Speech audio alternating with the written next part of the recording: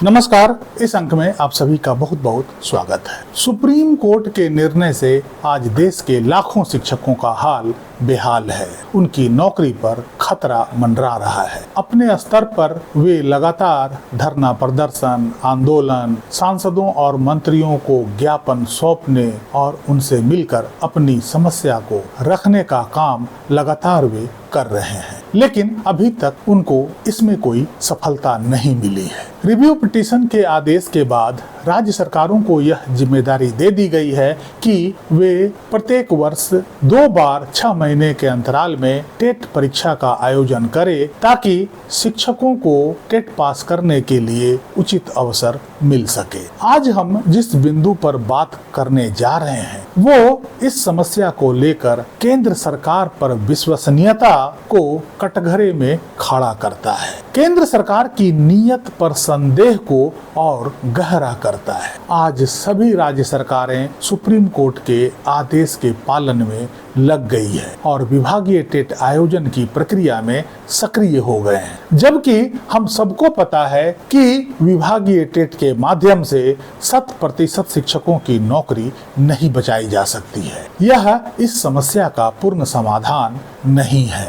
या तो जिस प्रकार पंजाब सरकार ने विभागीय टेट का आयोजन करके सभी शिक्षकों की नौकरी को सुरक्षित कर लिया है, यदि उस प्रकार टेट का आयोजन करवाया जाए तो शायद उसमें सभी शिक्षकों की नौकरी को सुरक्षित किया जा सकता है। 100% शिक्षकों को इस समस्या से निकाला जा सकता है, लेकिन इसमें जोखिम बहुत है। आज पंजाब सरकार द्वारा आयोजित टेट खुद कटघरे में खड़ा है। उसे हाईकोर्ट में चुनौती दी गई है। आज वहाँ के शिक्षकों का हाल जरा समझिए। ना तो आगे अभी सरकार कोई और टेट का आयोजन कर रही है या करने वाली है, और वे सभी शिक्षक अपने को टेट पास मान लिए हैं। यदि हाईकोर्ट आज से 1.5 साल बाद यह निर्णय देता है और उस टेट को अमान्य घोषित कर देता है तो उन शिक्षकों का क्या होगा। और खासकर जब 31 अगस्त 2028 के बाद कोई निर्णय ऐसा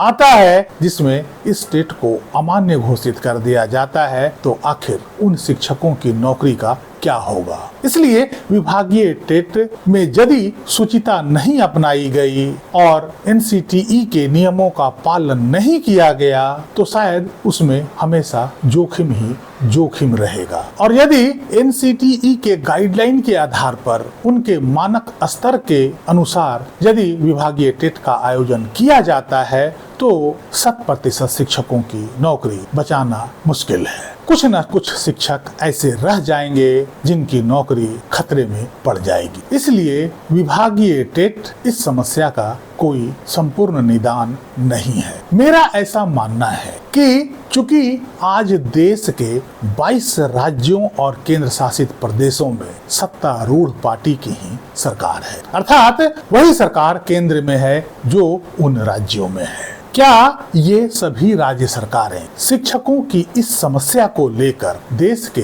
प्रधानमंत्री या गृह मंत्री से मुलाकात नहीं कर सकते हैं? क्या उनसे कोई स्पष्टीकरण नहीं ले सकते हैं? क्या इस समस्या का क्या समाधान है इसका जिक्र उनके साथ नहीं कर सकते हैं? क्योंकि आज देश की सत्ता केवल 2 लोगों के हाथ में सिमट कर रह गई है, पहला प्रधानमंत्री और दूसरा गृह मंत्री। इन दोनों के आदेशों के बिना सरकार में पत्ता भी नहीं डोल सकता है। जितने भी विभागीय मंत्री हैं वे केवल पार्टी प्रचारक बनकर रह गए हैं। उनके हाथ में उस विभाग की सत्ता नाम मात्र की है। वे अपनी मर्जी से कुछ नहीं कर सकते हैं। वे केवल प्रधानमंत्री की उपलब्धियां गिनाने में व्यस्त रहते हैं। यही उनका मुख्य काम है। देश के सत्तारूढ़ सांसदों का हाल तो और भी बुरा है। उनके हाथ में तो और भी कुछ नहीं है। वे तो जोरदार तरीके से संसद में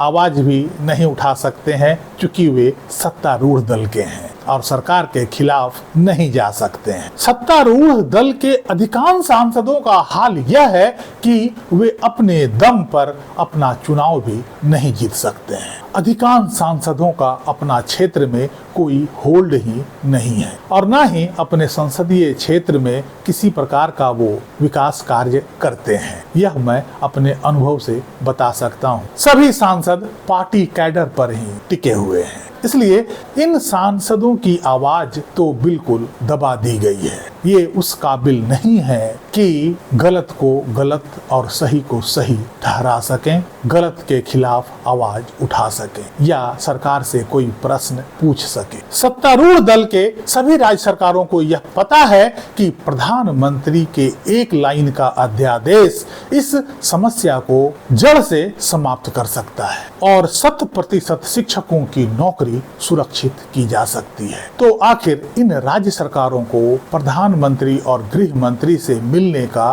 किस बात का भय है? आखिर इस संबंध में विभागीय टेट करवाने से पहले प्रधानमंत्री और गृह मंत्री से मुलाकात करके इस समस्या को उनके साथ रखते क्यों नहीं है? चूंकि इस समस्या की चाबी केंद्र सरकार के पास ही है। यदि केंद्र सरकार इस पर अपनी सहमति जता देती है तो इस समस्या का निदान आने वाला समय में निश्चित रूप से हो जाएगा और यदि प्रधानमंत्री या गृह मंत्री इस पर असहमति जता देती है तो उनका चेहरा बेनकाब हो जाएगा। जो आज तक शिक्षकों को इस संबंध में आश्वासन देते रहे हैं वो झूठा और बेईमानी साबित हो जाएगा। शिक्षा मंत्री अभी तक शिक्षकों को कई बार इस संबंध में आश्वासन दे चुके हैं। ये सभी आश्वासन गलत साबित होंगे और इसके बाद राज्य सरकार चाहे तो शिक्षकों की नौकरी बचाने के लिए विभागीय टेट का आयोजन करवा सकती है, लेकिन इससे पहले एक बार प्रधानमंत्री और गृह मंत्री के साथ मिलकर इसका जिक्र अवश्य किया जाना चाहिए ताकि सरकार का नियत स्पष्ट हो सके, सरकार का स्पष्टीकरण इस पर मिल सके। यदि सरकार इस पर अपना स्पष्ट रुख अपनाती है तो राज्य सरकारों को रास्ता चुनने में आसानी हो जाएगी। यदि सरकार कहती है कि इस संबंध में अध्यादेश आएगा फिर राज्य सरकारों को विभागीय टेट कराने की आवश्यकता नहीं पड़ेगी। वे सुप्रीम कोर्ट के आदेश के पालन में सामान्य टेट ही करवा सकती है। चूंकि जो शिक्षक बच जाएंगे अध्यादेश के जरिए उनकी नौकरी को सुरक्षित किया जा सकेगा और यदि केंद्र सरकार अपना रुख स्पष्ट नहीं करती है या अध्यादेश लाने से मना कर देती है उसके बाद ही राज्य सरकारों को विभागीय टेट के लिए आगे बढ़ना चाहिए। उसके बाद चूंकि राज्य सरकारों के पास और कोई अधिकार नहीं है, राज्य सरकारें विभागीय टेट का आयोजन करके ही अधिक से अधिक शिक्षकों की नौकरी को सुरक्षित कर सकते हैं। केंद्र सरकार, शिक्षा विभाग, एनसीटीई सभी को यह स्पष्ट रूप से पता है कि जिस संशोधन के आधार पर सुप्रीम कोर्ट ने निर्णय सुनाया है उस संशोधन का वैसा उद्देश्य कभी नहीं रहा है। यदि उस संशोधन का कुछ ऐसा उद्देश्य होता तो एनसीटीई के हलफनामे में इसका जिक्र अवश्य किया जाता। चूंकि 2017 के संशोधन में 31 मार्च 2019 तक सभी शिक्षकों को टेट पास करने का डेडलाइन दिया गया था तो उसके बाद किसी भी नॉन टेट शिक्षकों की नौकरी नहीं बचनी चाहिए थी। यह इस बात को पुख्ता करता है कि उस संशोधन का उद्देश्य ऐसा नहीं था। उस संशोधन में शब्दों के गलत चयन के कारण कुछ अस्पष्टता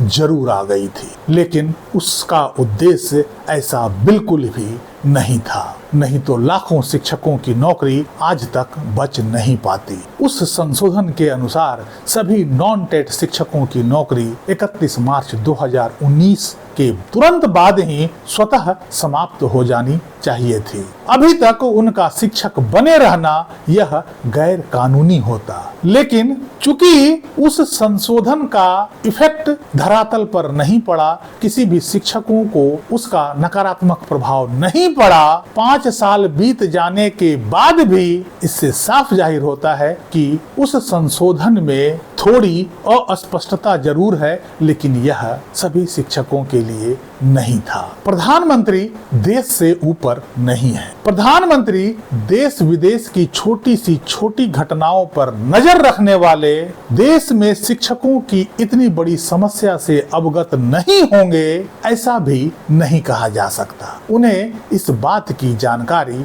अवश्य होगी, लेकिन इस संबंध में उनकी रणनीति क्या है यह कहना कठिन है। क्या वे सुप्रीम कोर्ट के निर्णय के साथ हैं या शिक्षकों के साथ? विपक्ष भी इस मुद्दे को प्रमुखता से कहीं नहीं उठा रहा है। मॉनसून सत्र अब कुछ ही दिनों में शुरू होने वाला है। अब देखना होगा कि इस मॉनसून सत्र में किन किन सांसदों द्वारा इस मुद्दे को प्रमुखता से मुखरता से संसद में उठाया जाता है और सरकार इस पर अपना क्या स्पष्टीकरण पेश करती है। हालांकि शिक्षकों की इतनी गंभीर समस्या पर केंद्र सरकार द्वारा कोई कदम अभी तक नहीं उठाया जाना बेहद अफसोसजनक और निंदनीय है। कोई भी सरकार शिक्षकों के उचित मांग को लेकर इतना उदासीन और निष्ठुर कैसे हो सकती है? और यदि केंद्र सरकार की इच्छा के अनुसार ही यह सब कुछ हो रहा है तो इससे बड़ा दुर्भाग्य की बात कुछ और नहीं हो सकता है। सरकार की यही तानाशाही